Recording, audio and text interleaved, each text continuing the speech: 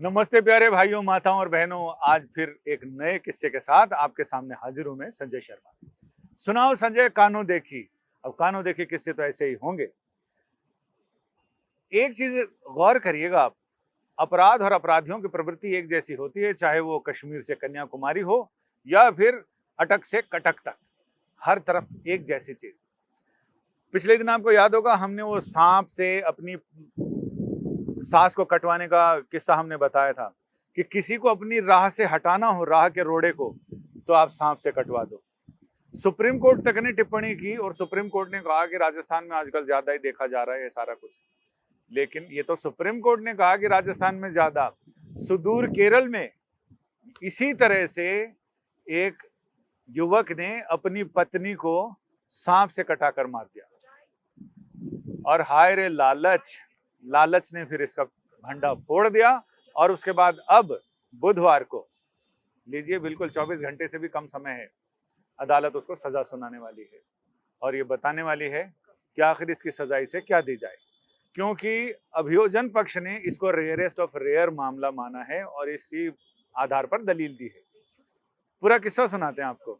आपको वो राजस्थान झुंझुनू वाला किस्सा तो याद होगा, जिसमें एक लेडी ने अपने यार के साथ मिलके और अपनी सास को मरवा दिया सांप छोड़वा के। इधर सूरज, शक्ल भी देख लें आप सूरज की और उसकी बीवी की, जिसको इसने मारा है। तो साहब ये सूरज ने दूसरी बार, दूसरे अटेम्प्ट में ये कामयाब हो गया और सूरज ने अपनी, यही वो कोबरा है जिससे उसने उसको कटवाया।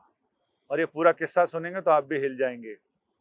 तुलसीदास अपनी बीवी से मिलने, अपनी पत्नी से मिलने के लिए रत्नावली जी से नदी में मुर्दे को नाव समझ के उस पर चढ़ के और घर में घुसने के लिए एक सांप लटक रहा था, उसे रस्सी समझ के अपनी पत्नी के पास पहुंचे।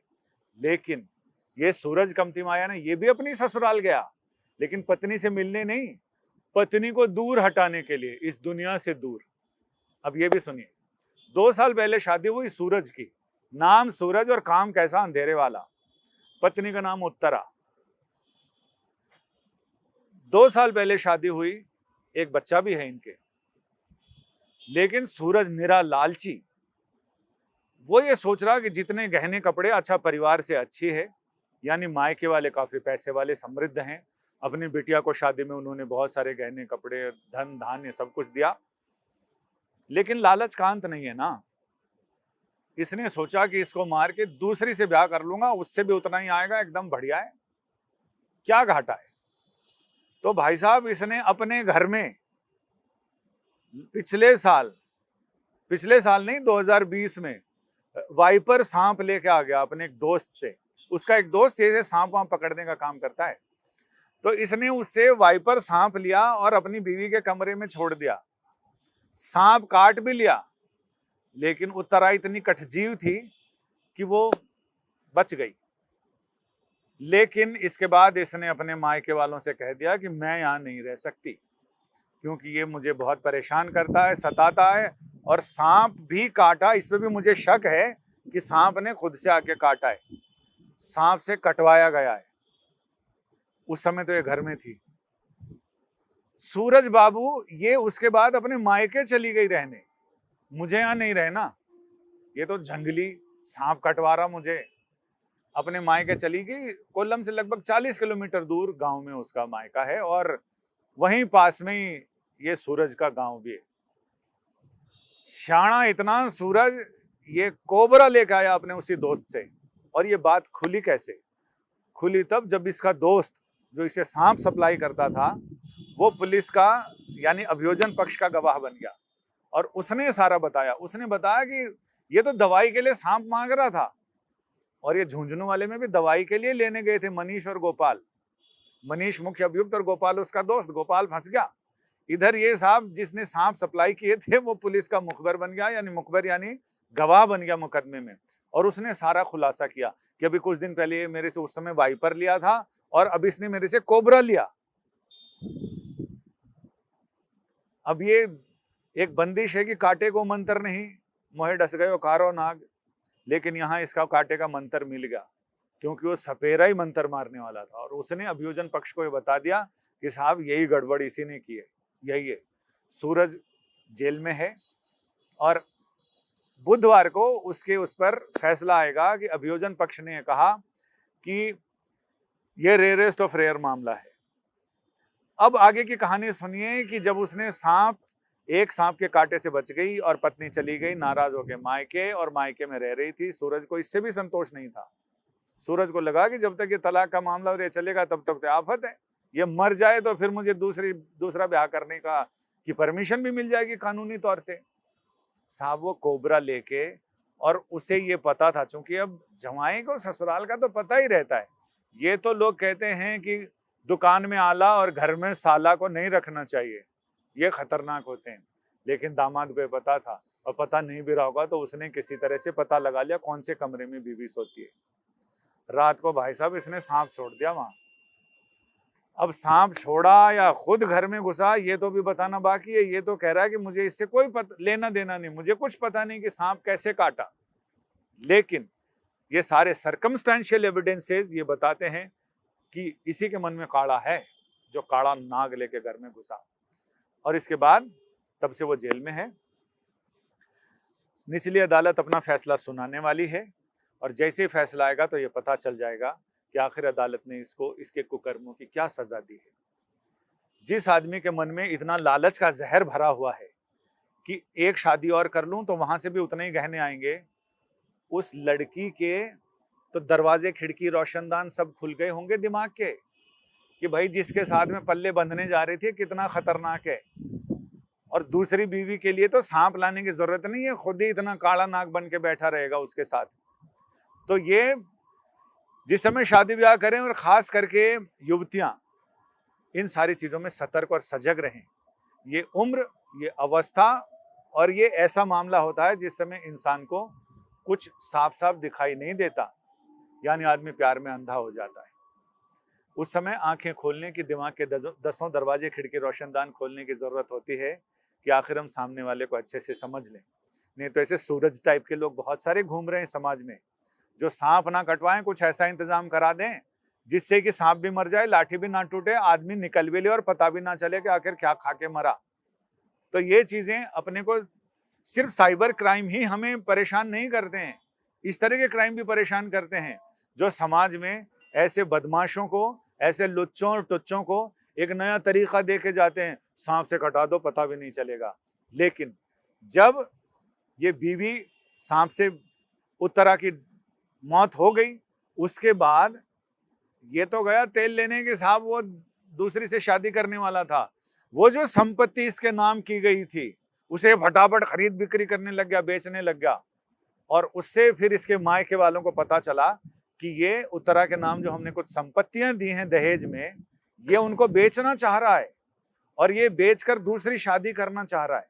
और मामला यहीं से खुला, और जब बात निकली तो फिर रेशम के थान की तरह निकलती चली गई, और आखिरकार पता चला कि इसने सांप से डेलिबरेटली अपनी बीवी को कटवाया। एक बार वो बच गई किस्मत से, लेकिन अगली बार किस्मत काम नहीं कर पाई।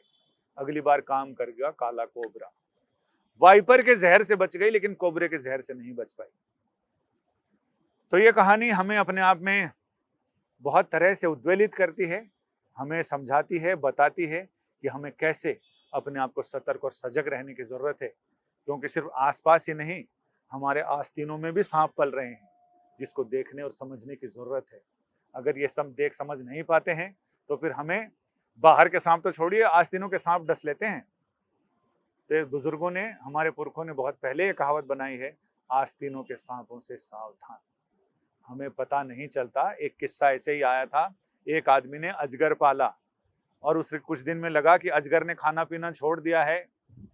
वो लेके जानवरों के डॉक्टर के पास पहुंचा। उन्होंने कहा कि ये मेरा पालतू अजगर है और इसने खाना पीना छोड़ दिया है तो मर जाएगा। डॉक्टर को समझ में आ गई बात।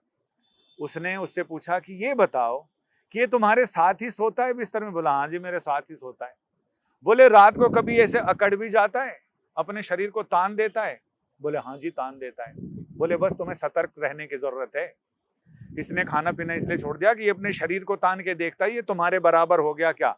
जिस दिन ये तुम्हारे बराबर हो जाएगा कद में, उस दिन ये तुझे निगल जाएगा रात को सोते हुए। ये अभी अपने आप को देख रहा है कि कितना बड़ा हुआ और कितना बड़ा और होना है। खाना पीना इसलिए छोड़ दिया कि तेजी हजम करने को इसके पास ताकत भी चाहिए, इसलिए इससे सावधान हो जा और इसे जंगल में छोड़ के आ या फिर इसका उपाय कर।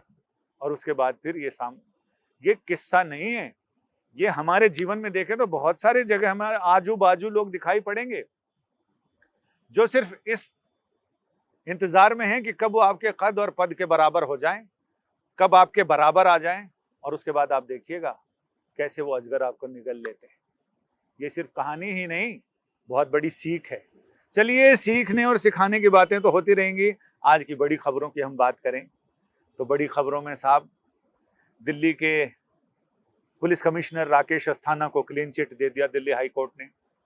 और इससे सिर्फ अस्थाना जी ही निश्चिंत नहीं हुए, केंद्र सरकार भी निश्चिंत हो गई, जिन्होंने अस्थाना जी की नियुक्ति की थी और जिन पर ये सारे दो याचिकाएं हाई कोर्ट में दाखिल की गई, जिसमें कहा गया कि नियमों के अनुकूल नहीं हुआ है, ये सारा नियमों के खिलाफ हुआ है। कोर्ट ने जिस तरह से याचिकाएं खारिज की हैं, उससे सामने समझ में आ गया है कि कोर्ट ने उन दलीलों को, याचिकाओं को सिरे से खारिज कर दिया, यानी उनसे कोई सहमत नहीं है। और कोर्ट ने मान लिया कि जो भी हुआ है, सरकार जो कह रही है वो सही कह रही है और जो भी हुआ है वो नियमों के तहत ही हुआ है। तो ये बड़ी खबर इधर से आपको बताई। और हमारा जो पिछले शुक्रवार का कार्यक्रम था, उस पर आप लोगों की प्रतिक्रियाएं आपके साथ ही शेयर करता हूं। तो इसमें साहब ये रीना राज, इन्होंने लिखा कि हाय सर, आपकी सारी स्टोरी बहुत ही अच्छी लगती है। मैं ऑलवेज किचन में काम खत्म करते वक्त सुनती हूँ और मेरा काम कब कंप्लीट हो जाता है मुझे पता ही नहीं चलता। काम तो कंप्लीट हो रहा है, लेकिन आज आजू बाजू जितने भी ये देखने वाले लोग हैं, अपने चारों ओर के माहौल से, आसपास के लोगों से सतर्क रहें, समझ में रखें। ऐसा नहीं कि सारे लोग ऐसे ही आ जाते हैं जो सपेरे से सांप लेके और आपको कटवाई दे, लेकिन फिर भी अपने आप को सतर्क और सजग रहना जरूरी है। बिजारे वर्ल्ड, इन्होंने लिखा बहुत सही सर, आप बहुत ही ज्ञानी हैं। फायर क्रैकर्स कंप्लीट बैन होना चाहिए। चलिए साहब, आपकी बातों पर कोर्ट ही गौर कर रहा है, और बाकी तो कोर्ट तो सिर्फ नियम और कायदे बनाएगा, बाकी उस पर पालन करना तो हमारा आपका काम है। इसमें तो कोर्ट और प्रशासन क्या कर सकता है, वो निगाहदारी रख सकता है, बाकी अपने अंतर की निगाहें तो हमें ही खोलनी पड़ेंगी। हमें ये पता रखना पड़ेगा कि आखिर, और ऐसी बहुत सारी प्रतिक्रियाएं लोगों ने दी हैं जिसमें ये पता चलता है कि आप लोगों को हमारा कार्यक्रम पसंद आ रहा है। पसंद के साथ साथ आपके और सुझाव और सलाह भी हो, वो हमारे साथ जरूर शेयर कीजिएगा।